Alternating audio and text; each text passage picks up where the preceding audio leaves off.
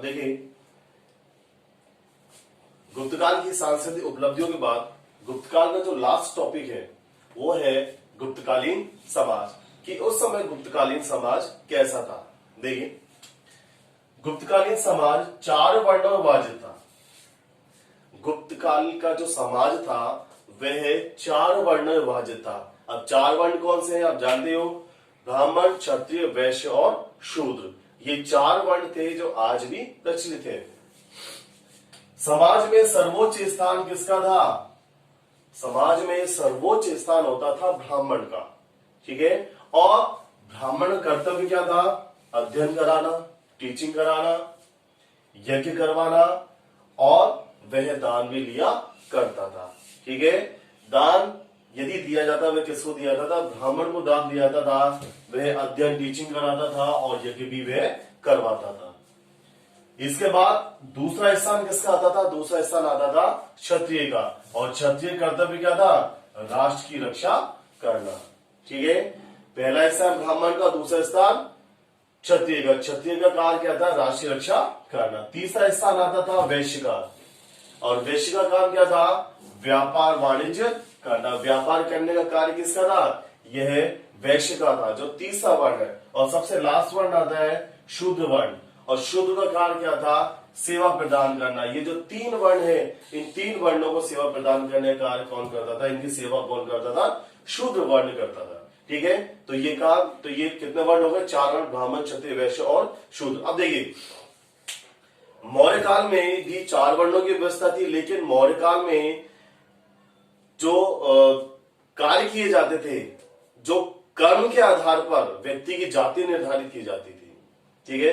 व्यक्ति जिस प्रकार का कार्य कर रहा है उसके अकॉर्डिंग ही उसकी जाति निर्धारित की जाती थी। लेकिन इसके जस्ट अपोजिट गुप्तकाल में क्या हुआ कि व्यक्ति की जाति किसके आधार पर की जा रही है? उसके जन्म के आधार पर, कि व्यक्ति जिस जाति में जन्म लेगा वह उस जाति का माना जाएगा। लेकिन मौर्य काल में ऐसा नहीं था। मौर्य काल में व्यक्ति जो कार्य करेगा वह उस जाति का माना जाएगा। चाहे शूद्र वर्ण का व्यक्ति, ब्राह्मण व्यक्ति कार्य कर रहा है, अध्ययन करा रहा है, यदि कर रहा है, दान करा रहा है, तो उसकी जाति क्या मानी जाएगी? ब्राह्मण जाति मानी जाएगी, ठीक है। लेकिन गुप्तकाल में क्या था? जो व्यवस्था थी समाज की, वह क्या थी? वर्ण पर आधारित थी और जन्म पर आधारित थी। स्त्रियों का समाज में महत्वपूर्ण स्थान था।